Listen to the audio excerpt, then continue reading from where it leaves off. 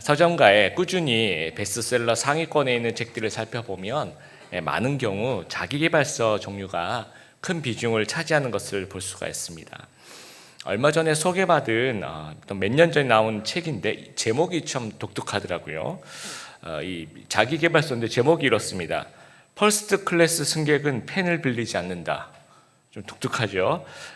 부제가 이런 부제가 달려 있더라고요. 비행기 1등석 담당 스튜디오스가 발견한 3%의 성공 습관. 그래서 저는 이걸 이제 처음에 이제 보면서 퍼스트 클래스 승객은 펜을 빌리지 않고 펜을 사지 않을까 뭐 이런 생각을 했는데, 이 미즈키 아키코라는 이 작가가 16년 동안 1등석 객실을 담당하면서 관찰하면서 일단 1등석 타시는 분들이 펜을 이제 늘 가지고 다닌다는 거죠. 한마디로 독서와 메모의 습관이 있더라, 이제 그런 얘기입니다. 그거 말고도 이제 본인이 발견한 이제 습관들을 이렇게 모아서 책을 만든 거예요. 이게 일본에서 150만 부가 팔렸다고 합니다.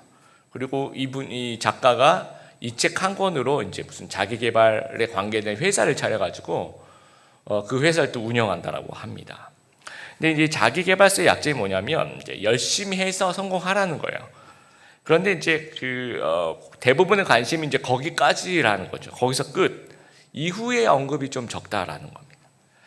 한 10년 전인가요? 미국 콜롬비아 대학에 김승기 박사라는 분이 이제 논문을 썼는데 이제 한국 사회에 큰 파장을 일으켰습니다. 이분이 쓴 논문은 이제 20년 동안 명문대라고 얘기하는 그 아이비리그라고 얘기하죠. 미국의 그 명문대학 입학 한인 학생들은 이제 그 한인 중에는 2세도 있고 유학생들도 있겠죠. 1,400명 정도를 이제 무작위로 조사를 한 거예요. 근데 이제 중도에 탈락하는 율이 얼마나 높을까를 이제 조사를 해봤더니 보통 이제 미국 학생들이 한 12에서 한 20% 정도가 이제 중도 탈락한다고 합니다. 그리고 이제 중국계 학생들 한 25% 정도 중도 탈락하고, 인도계 학생들 한 21% 정도 탈락을 하는데, 그러면 한인 학생들은 2세 또 유학생 다 합쳐서 보니까 한 2배 높은 44%가 중도 탈락하더라는 거예요. 그래서 이제 뭐 이 수치가 과장됐다 뭐 이런 이야기들이 나오면서 한번 이제 굉장히 큰 파장을 일으켰습니다. 제가 볼 때도 수치는 조금 과장된 것 같지만, 실제 제가 그래도 6년 동안 미국에 있으면서 실제 한인 사회를 경험한 제 경험에 비춰보면 이 조사는 굉장히 저는 공감할 수치는 이제 좀 공감할 수 없지만 이 현상 자체는 되게 공감할 수 있을 것 같아요. 왜냐하면 이제 우리 힘들어서 중도 탈락하는 분들도 있지만, 이제 소위 말해서 아이비리그 이렇게 간 우리 한인 친구들 보면 학교 다닐 때 굉장히 힘들어합니다. 하여튼 너무 힘들어하고 들어가긴 하는데, 그리고 졸업한 다음에 한 3년 동안은 책을 보지도 않아요. 막 트라우마가 있어요. 공부에 대한 트라우마. 대학원 이렇게 가지도 않고요. 막 우리가 볼 때는 막 거의 3년 동안 바보같이 지냅니다. 이러면서 거의 실미도 다녀온 애들, 3.교육대 다녀와서 3년 동안 회복이 안 된 애들처럼 그렇게 지냅니다. 왜 그런가 이렇게 봤더니 이제 목표와 수단이 뒤바뀐 거예요. 그러니까 우리 한인들 다 그런 건 아니지만, 한인들의 이제 목표는 무조건 이제 명문대 자녀들을 합격시키고 싶은 거예요. 그래서 이제 그 당시만 하더라도 전 세계에서 가장 좋은 그 SAT 그 시험 아시죠? 그 미국의 그 우리 수능 같은 거. 그 SAT를 이제 쪽집게 과외하는 데가 이제 우리나라 압구정동에 있었어요. 지금은 이제 미국에도 있고 뭐 그런데, 그래서 미국 한인들이 여름쯤 되면 여름방학에 자기 자녀들을 압구정동으로, 그러니까 한국으로 보냅니다. 그래서 학원을 그쪽에 쪽집게 학원을 다니게 하고, 그래서 고득점을 위한 쪽집게 문제풀이 중심에 이제 공부를 하는 거예요. 근데 이제 실제로 그 미국 뭐 명문대뿐만 아니라 모든 대학이 마찬가지입니다. 미국의 대학의 공부는요, 그냥 리딩이 제일 많아요. 읽고 이해하라는 거예요. 굉장히 많이 읽습니다. 그리고 토론시키는 거예요. 네가 읽은 거를 상대방하고 이제 토론하는 거예요. 그리고 이제 내가 아는 거를 이제 뭐 라이팅, 쓰기를 통해서 또는 이제 표현하는 거죠. 그래서 이제 창의력을 기르게 하고 문제 해결 능력을 학습하는 이제 그런 공부를 하는데, 쪽집게 문제풀이만 이제 들어가는 게 목적이었던 거죠. 그러니까 따라갈 수가 너무너무 힘든 거예요. 그러니까 끝나고 막 졸업한 다음에 한 3년 정도는 거의 막 정말 정신을 못 차릴 정도로 힘들어합니다. 그러니까 대학이 어디까지나 수단이라는 거죠. 궁극적으로 이 대학을 통해서 어떻게 살아가는 것을 배우는 것이 이제 목표고, 또 그 대학을 통해서 또 하나님께 나에게 주신 꿈을 찾아서 또 어떤 역할을 하는 것이 목표인데, 그 자리에 올라가는 것, 그 내가 생각하는 거기에 들어가는 것이 목표를 이루는 거라고, 그러니까 오해한다라는 거죠. 그러니까 우리가 살고 있는 사회는 수단과 이 목표를 혼동하게 하는 그런 사회라는 거예요. 여러분 이제 설교 노트 보면 이제 그런 얘기가 이제 앞부분에 이제 나와 있는데요. 그러니까 우리가 뭐가 된다라는 게 이제 어디까지 수단입니다. 뭐가 돼서 그러면 어떤 일을 하느냐, 이게 이제 목표가 되어야 된다라는 거죠. 성공한다, 이건 어디까지는 수단이고, 어떤 자리에 올라간다, 또 내가 어떤 권한이 생겼다, 다른 사람 볼 때 와 너는 출세한 그런 자리에 올라갔네 라고 얘기하는 것은 어디까지 다 수단입니다. 그럼 이 수단을 가지고 목표를 이루는 거죠. 뭐 사명을 감당하고 임무를 수행하고 거기에 맞는 역할을 하고 그다음에 거기에 맞는 책임을 다해 나가는 것이 목표가 되어야 되는데, 이것이 좀 혼돈스러운 그럼 혼란한 사회 속에 우리가 살면서 이걸 뭐 뒤바뀌게 생각하고 있다라는 거예요. 요셉의 모습을 보면 이제 목표와 수단을 잘 이해하고 있는가 좀 살펴보길 바래요. 요셉이 이제 바로의 꿈을 해석합니다.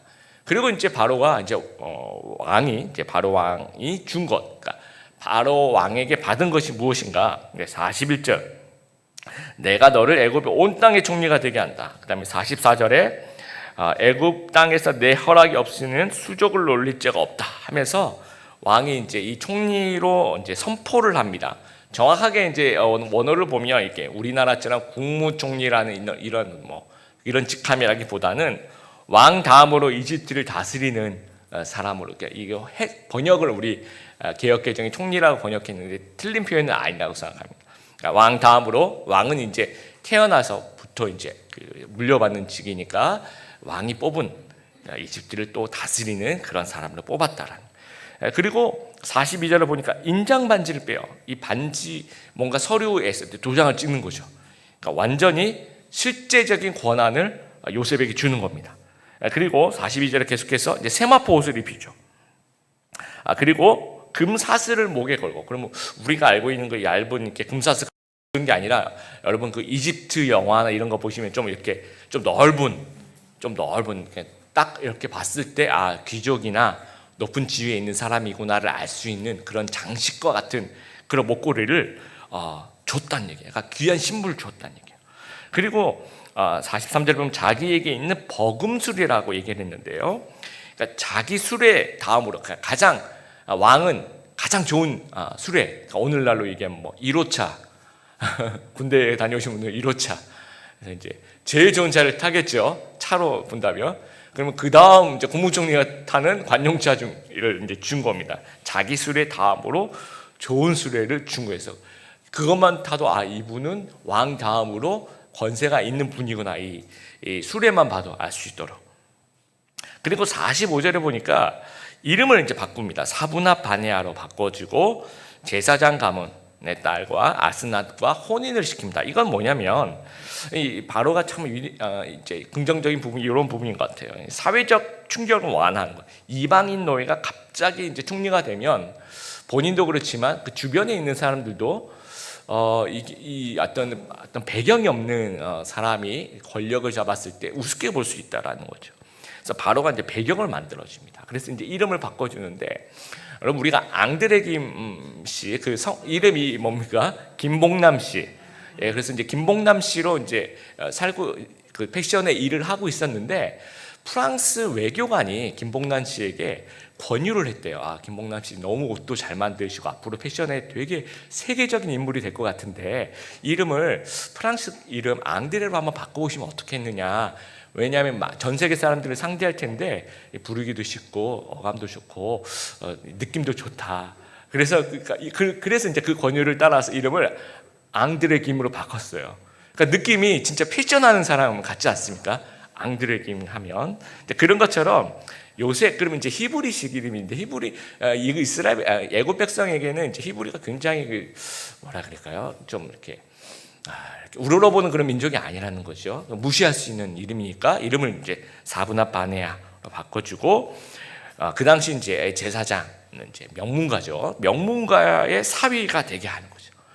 그러면 이제 어떻게 보면 근본 없이 보일 수 있는 요셉을 이제 뭔가 이렇게 사회적인 신분을 부여하는 겁니다. 자, 그러면 이제 요셉이 바로 왕에게 받은 것이 무엇입니까? 수단을 받았습니까? 아니면 목표를 받았습니까? 일단 수단을 받은 거예요. 자리도 받고, 권한도 받고, 특권도 받고, 배경도 이제 부여받았다는 거예요. 그럼 여러분 막 고생하다가, 여러분 요셉이라는 사람이 막 너무너무 고생하다가 막 죽도록 일만 했어요. 그러다 갑자기 이렇게 출세를 했어요. 그럼 가장 하고 싶은 일이 뭡니까, 여러분? 가장 하고 싶은 일. 특권을 누리고 싶죠. 저는 그래서 제가 만약에 이렇게 되면 가장 하고 싶은 일이 뭘까? 일 안 하는 걸 하고 싶을 것 같아요. 계속 노예로 일만 하고 감옥 가서도 일만 하고 하니까 총리가 되면 이제 일주일간 좀 쉬고 아니면 이렇게 그럴 것 같아요. 아니면 파티를 여는 거죠. 그리고 막 자랑을 해요. 막 가거나 아니면 복수를 해요. 막 버금수를 끌고 보디발의 집을 한번 찾아가 보는 거죠. 그럼 보디발과 보디발의 부인이 발발 떨죠. 한번 얘기해 보시라고, 그때 무슨 일이 있었는지 사실대로 한번 얘기해 보시라고 하면서 이렇게 뒤에 군사들 쫙 이렇게 칼 이렇게 딱 중간쯤 이렇게 딱 빼고 이렇게 좀 복수를 해보고 싶은 마음도 있었습니다. 근데 요셉이 실제로 한 일이 무엇이냐면 특권을 전혀 즐기지 않습니다. 그 자리에 맞는 역할을 감당하는데 제일 먼저 한 일이 크게 한 4가지 정도로 얘기를 해본다면 45절에 보면 아내로 삼게 하니라 하고 요셉이 바로 나가 애굽 온 땅을 순찰하니라 라고 성경이 얘기하고 있어요. 그리고 46절에 다시 한번 그 얘기를 합니다. 그가 바로 앞을 떠나 애굽 온 땅을 순찰하니 라고 이야기를 합니다. 이게 창세기 기자는 개역개정에서 이제 2번이나 반복해서 이제 기록을 하고 있어요. 원어를 보면요 3번을 얘기하고 있어요. 이제 3번 중에 2번은 단어가 똑같은 단어를 사용하겠고 하나는 다른 단어를 사용하겠습니다. 그래서 떠나 나갔다 라고 얘기하는 단어를 3번을 사용하고 있어요. 이 반복해서 기록한 이유가 뭡니까? 창세기 기자는 이 부분이 굉장히 인상적이라는 거죠. 아주 중요한 행동이라는 거예요. 요셉이 했던 행동 중에. 그래서 번역상에 제가 만약에 이제 우리 유진 피터스 목사님처럼 메시지 이런 것처럼 조금 다르게 번역을 한다면 순찰이라고 번역을 안 할 것 같아요. 순찰이라고 얘기하니까 우리 왜 초도순시 한다 그러죠. 처음에 이제 장관직에 우리 만밖에 이렇게 돌고 이렇게 형식적인 뒷걸음 여러 개 쥐고 이렇게 가서 잘하고 계십니까? 그러면 이제 막 차트에다가 막 브리핑 막 하고 이런 어떤 생각을 하는데 그런 개념이 아니에요. 그래서 이 원어에 보면 went out 그냥 나갔다라는 거예요. 돌아다녔다라는 겁니다. 그러니까 쉬운 성경에도 돌아다녔다라고 표현하는데 이거를 이 의미, 그러니까 돌아다닌 이유를 이 전체 문맥을 살펴보면 현장 방문 정도가 아니라는 겁니다. 그러니까 현장에서 일을 했다라는 거예요. 그러니까 이거를 순찰이라고 표현하기보다는 현장에 나가서 근무했다 이렇게 표현하는 것이 가장 잘 표현한 것은 아닌가 싶어요. 그러니까 일하기 위해서 돌아다녔다라는 겁니다. 그럼 무슨 일을 했느냐? 첫 번째 순찰이고 두 번째는 곡식 수확 및 저장입니다. 여러분 애굽 사람들이 이제 똑같이 7년 풍년이 이제 바로에게 7년 풍년 그 다음에 7년 흉년이 있다라고 얘기했으면 바로만 알고 있었던 것이 아니라 애굽 사람들도 다 알고 있었을 거예요. 그것 때문에 저분이 총리로 임명되었고 지금 무슨 일을 하고 있는지 다 알고 있을 텐데 이제 계속해서 이제 말씀을 읽어보시면 애굽 사람도 똑같이 그렇죠. 100%면 그 중에 20%를 나라에 바치고 나머지 80%를 자기가 가졌잖아요, 그렇죠? 그리고 아까 우리가 이제 읽었던 49절처럼 쌓아둔 곡식이 바다 모래같이 심이 많아. 그러니까 20%만 가지고도 바다 모래같이 심이 많아서 세기를 그치니 그 수가 한이 없었습니다. 어마어마하게 많았다라는 거죠. 그러면 애굽 사람들도 더 많이 가지고 있어야 되는 것이 저축을 한다 그래도 더 많이 가지고 있었음에도 불구하고 그 다음에 이제 쭉 읽어보시면 흉년이 들자마자 애굽 백성도 마찬가지.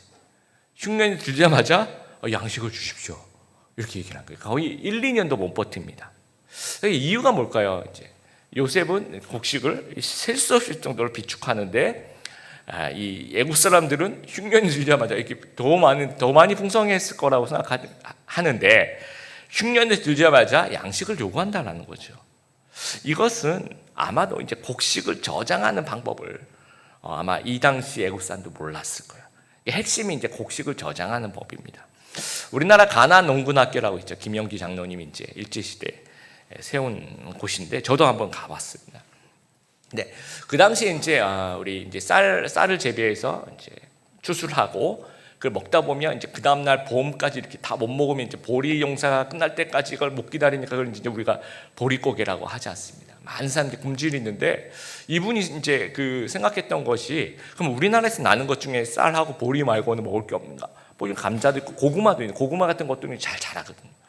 그런데 왜 이제 그러면 이제 같이 그것도 이제 재배해서 이렇게 1년 이렇게 놔두고 먹을 게 없을 때 그것 고구마로 또 이제 먹으면 좋을 텐데 왜 그럴까 이렇게 보니까 이 고구마를 이제 재배는 하는데 보관이 안 된다라는 거예요. 그러니까 너무 날씨가 춥거나 너무 날씨가 덥거나 그러면 이 고구마가 뭐 썩거나 제맛이 안 나 먹을 수가 없다라고 합니다. 그래서 보니까 한 12도 그러니까 영상 12도에서 15도 정도로 유지를 시켜줘야지 고구마가 이제 오래 가는 거죠. 그래서 이제 한 3년 동안 고구마 몇 가마니를 버릴 정도로 실험을 했대요. 그래서 이제 1년 저장법을 개발한 거예요. 고구마를 수확해서 저장 창고도 저도 한번 가나 농구나 굉장히 여러 군데에 있는데 그 중에 한 군데 이제 갔더니 그 창고를 소개시켜 주더라고요. 1년 저장 창고라고 써 있어서 제가 들어가 봤습니다. 그랬더니 이제 그 저장 창고에 땅 속으로 약간 들어가요. 그러면서 아주 춥지도 않고 아주 덥지도 않도록 자연 냉장고 비슷하게 그냥 이렇게 그러니까 이제 그 땅 속으로 얼마나 들어가느냐 이제 이게 많이 들어가는 것도 아니고 적게 들어가는 것도 아니고요. 그래서 이제 특별하게 이제 고구마를 1년 저장할 수 있도록 한 거예요. 1년 12달에 이제 고구마를 먹을 수가 있는 거죠. 그러니까 그 당시 이제 총독부에도 백성들의 이제 그 먹거리를 이제 이분들이 해결하니까 막 특별 대우를 해주는 거예요. 그 아드님들 장로님 때 와서도 이제 뭐 박정희 정권도 그때 대통령이 와서 순찰을 할 정도로 지극히 관심을 이제 표현하는 거. 우리나라 우리 민족의 그 겨울 배추 저장법도 세계적인 그렇죠. 김장김치를 만들어서 발효시켜서 오랫동안 저장할 수 있는 세계적인 음식입니다. 이 당시의 곡식은 무엇일까? 아마도 빵 만드는 그 관원 얘기하는 거 보니까 밀농사 이게 아마 좀 많이 좀 재배했지 않았을까 싶습니다. 근데 밀 저장법도 보면 이게 좀 서늘하게 좀 저장을 해야 된대요. 그 습도가 높으면 안 된대요. 근데 여러분 알다시피 이집트 뭐 가보진 않았지만 이 아프리카에 있지 않습니까? 그렇죠? 굉장히 덥고 습도도 높을 거고요. 근데 이 저장법을 어떻게 개발했을까? 아마도 그 노예 시절에 습득했을 거라 생각해요. 이 보디발의 집에 10년 동안 노예 생활하면서 그 밭에 소출이 나서 그 이제 곡식을 저장하는. 그래서 이제 이거는 이제 정설은 아닌데요. 여러분 인터넷이나 유튜브 같은 거 이렇게 쳐보시면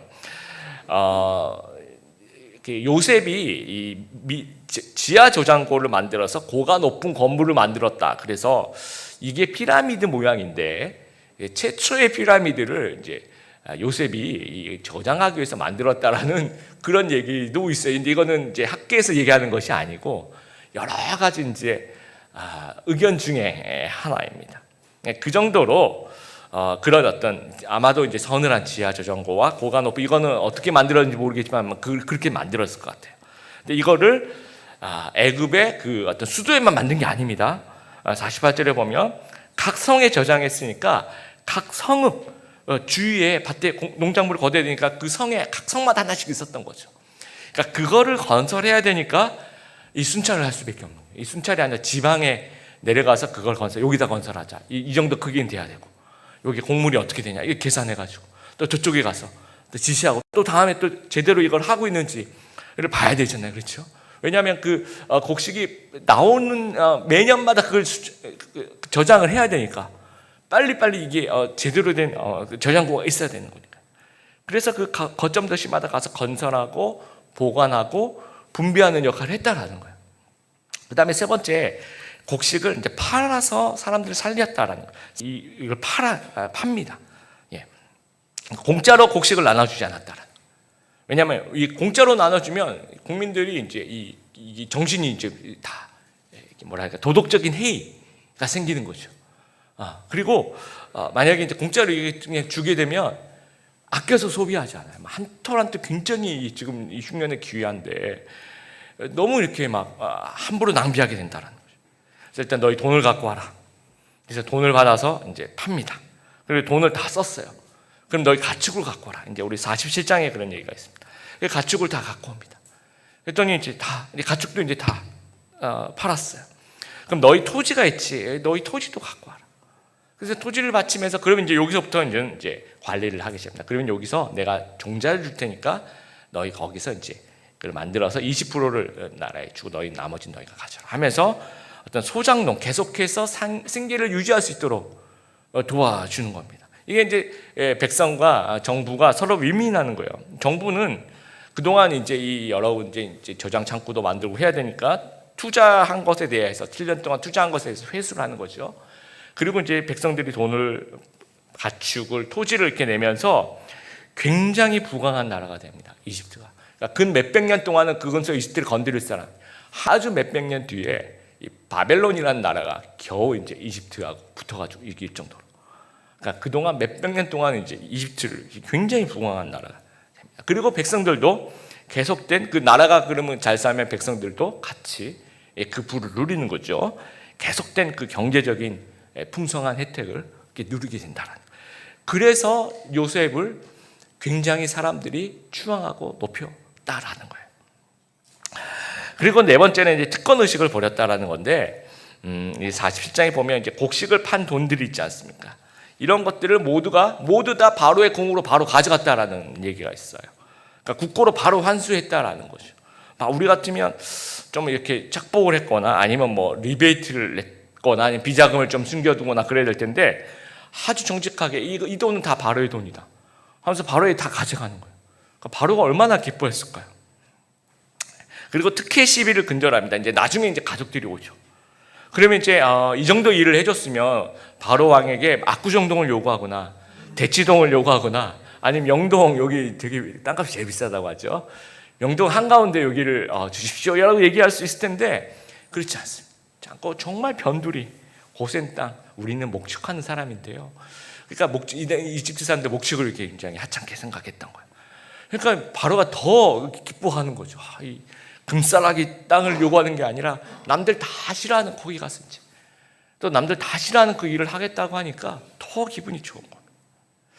여러분 하나님께서 요셉에게 이 자리를 주신 이유는요. 사람을 살리기 위해서 주신 자리라는 거예요. 이집트 사람 살리고 주변 나라를 살리고 궁극적으로는 이스라엘을 살리기 위해서 이 자리를 주신 거예요. 그러면 이제 생각해 보니까 남은 시간은 14년이에요. 그렇죠? 또 준비하는 시간 7년이잖아요. 그럼 이 정말 그 요셉에게는 이게 빠듯한 시간이 어디 뭐 놀러 가고 일 안 하고 막 복수하고 이럴 시간이 없는 거예요.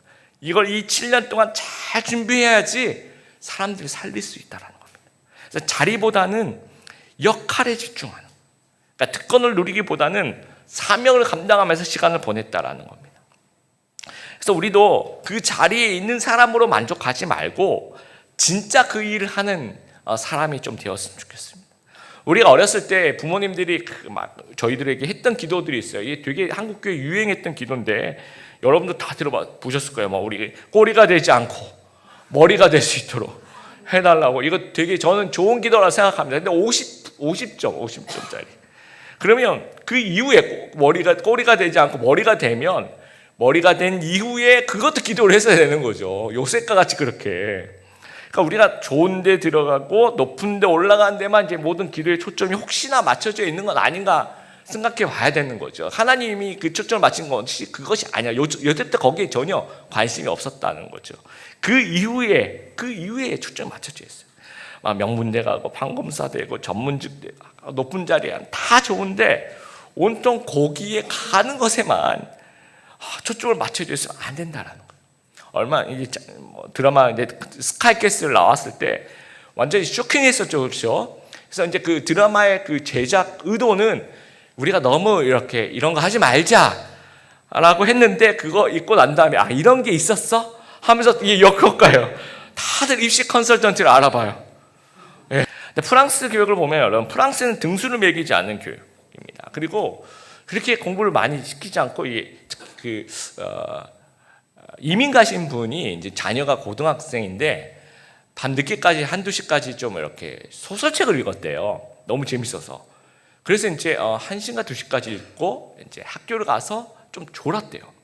그랬더니 수업 시간이 좋으니까 선생님들이 비상이 걸린 거예요. 얘가 수업 시간에 존다. 그래가지고 불러, 너 왜 수업 시간에 자냐 그랬더니 얘가 또 소설책이라는 얘기 못하고 밤늦게까지 새벽까지 책을 이렇게 읽다 보니까 졸려서 그랬다고 하니까 학교가 뒤집어진 거예요. 가정통신문이 왔대요. 이 학생은 성장기에 있는 학생인데 8시간, 9시간 무조건 자야 되는데 밤늦게까지 공부시키지 말라고 학교에서 이제 공문이 왔다라고 합니다. 예. 그래서 대학을 이제 프랑스는 평준화시켜요. 그래서 파리에 있는 대학을 1부터 13까지 이름을 다 바꿨어요. 1대학, 2대학, 3대학, 4대학.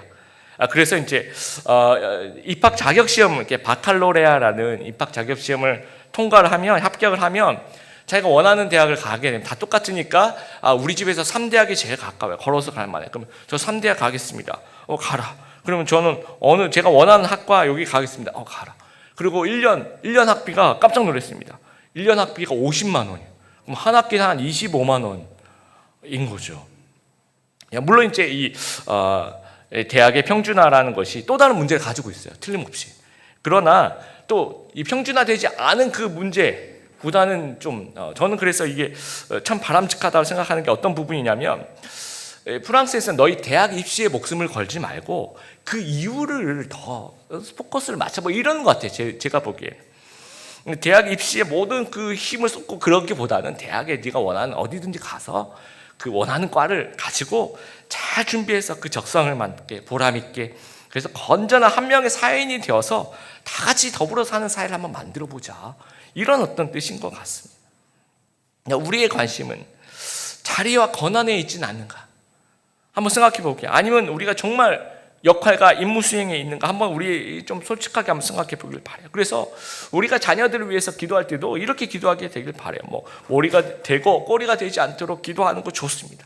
그리고 그렇게 머리가 됐을 때 요셉과 같이 자기의 자리에서 역할을 잘 수행하는, 잘 감당하는 그런 사람이 되게 해달라고 그것도 같이 좀 기도하는 저희들이 되었으면 좋겠어요. 그래서 우리 직장인들 같은 경우에는 승진하고 연봉 이직하고 회사 네임 밸류를 따라가는 그런 것이 아니라 이곳에서 내가 요셉과 같은 역할을 감당하려면 어떻게 해야 될까 늘 고민하는 또 학생들 같은 경우에는 학생들 다 이렇게 취직에 대한 걱정이 스펙도 다 취직에 대한 거 연봉이 높고 결혼에 유리한 이런 어떤 나를 통해 이루실 하나님의 뜻을 더 걱정해야 돼요. 그래서 하나님이 나를 통해 어떤 걸 이루실까? 그럼 내가 어떤 역할을 해야 될까? 이런 걸 좀 고민했으면 좋겠어요. 몇 달 전에 이제 종영한 그런 드라마인데 요즘에 이제 제가 이렇게 꽂혀서 보고 있습니다. 드라마 열혈사제. 혹시 보신 분도 계시고 정주행을 하고 있습니다. 근데 거기에 이제 국회의원들은 국회의원, 검사, 경찰서장, 구청장, 언론인, 기업인 다 나오는데 이분들이 다 자기 기능을 못해요. 그러니까 그 자리에 앉아 있는 거지 그 역할을 안 합니다. 그러니까 이제 국회의원 역할 안 하고 검사도 역할 안 하고 경찰서장, 형사도 다 역할 안 하고 언론인 다 역할 안 하고 하니까 결국 이 신부님이 이제 팔 걷어붙이고 혼자서 이제 형사 역할을 신부님이 하시고 검사 역할을 신부님이 하시고 언론 역할을 신부님이 하시는 거예요. 제가 이 드라마를 보면서 나도 특공 무술을 배워야 되나 그런 생각이 듭니다. 근데 오늘날 대한민국 현실이 좀 그렇다는 거예요. 물론 이제 되게 만화같이 이제 코믹하게 잘 그려놨지만 사람들이 공감하는 부분이 이런 거죠. 그런데 더 안타까운 현실은 오늘날 대한민국 종교인들마저 그 역할을 감당하지 못하는 것 같아요. 너무 부끄럽습니다. 목사들이 이 매스컴에 이 한국 기독교 망신을 다 시키는 것 같아요. 너무너무 죄송스럽고. 그래서 가장 좋은 나라, 가장 이상적인 나라는요, 각자 같이 역할을 하는 나라인 것 같아요. 무엇이 무엇다운 나라, 그러니까 경찰이 경찰다운 나라, 국회의원이 진짜 국회의원 일을 하는 나라인 거죠. 검사가 진짜 검사가 해야 되는 일을 하는 그런 나라인 거죠. 언론인이 그냥 언론인다운 나라가 되는 거죠. 교사가 진짜 교사다운 교사가 되는 거고요. 기업인은 기업인다운 기업인, 목사가 목사다운 목사. 이게 제대로 기능하는 그런 이런 어떤 제 역할을 하는 그런 나라를 이루어야 된다는 거예요. 예수님의 12제자들이 사도라고 불렀어요. 다른 사람들은 제자라고 부르는데 열둘은 이 사도라고 부릅니다. 그리고 오늘날은 사도 지금 끊겼습니다. 사도성은 이어받지만 얼마나 특권이에요, 그렇죠? 그러면 막 이걸 막 의시될 수 있으나 예수님의 그 12제자들도 이 사도들은요, 한 명도 그거 가지고 의시된 사람 없었고 증인의 역할을 감당하면서 진짜 사도의 역할을 땅끝까지 이룰 하나님의 복음을 증거하고 순교의 삶으로 하나님 나라로 갔다라는 거예요. 그러니까 성도 다 와야 된다라는 거예요. 집사가 집사다운 교회, 권사가 권사답고, 안수 집사가 안수 집사답고, 우리 장로님이 장로님답고, 목사가 목사답고, 우리도 청년은 또 청년답고, 좀 파이팅이 좀 있어야 되겠죠, 우리 청년들. 예. 그리고 내가 제자 훈련을 수료했기 때문에 제자가 아니라 그냥 진짜 제자다운 그런 제자가 되어야 되는 거죠. 그래서 우리 한국교회가 자꾸만 성전만 지으려고 해요. 성전 지으면 다 되는 것이 아니라 내가 성전이 되어야 되는 거잖아요, 그렇죠? 내가 하나님의 거룩한 성전이 되고 우리 공동체가 하나님의 거룩한 성전으로 같이 함께 지어져 가느니라. 에베소서 말씀처럼 우리가 성전이 되어서 같이 지어져 가는 거죠. 근데 여기에 관심이 없고 자꾸만 뭔가 성전 짓는 것에 관심이 있으면 안 된다라는 말씀을 마무리합니다. 사람들이 보는 것은 좀 자리일 수 있습니다. 사람들이 기뻐하는 것은 자리가 될 수 있어요. 그런데 하나님이 보시는 것은 또 하나님이 기뻐하시는 것은 자리가 아니라 그 자리에서 우리가 어떤 역할을 하고 있는지, 어떤 임무를 수행하는지를 보고 계신다라는 거예요. 그래서 우리가 좀 명사형에 초점을 맞추지 말고 동사형에 좀 초점을 맞춰서 하나님이 주시는 꿈은 자리가 아니라 역할이라는 사실을 기억하면서 우리에게 주신 자리에서 마땅히 해야 될 그 역할, 그것을 잘 감당한 요셉과 같은 그런 하나님의 사람 다 되시기를 주님의 이름으로 축복합니다.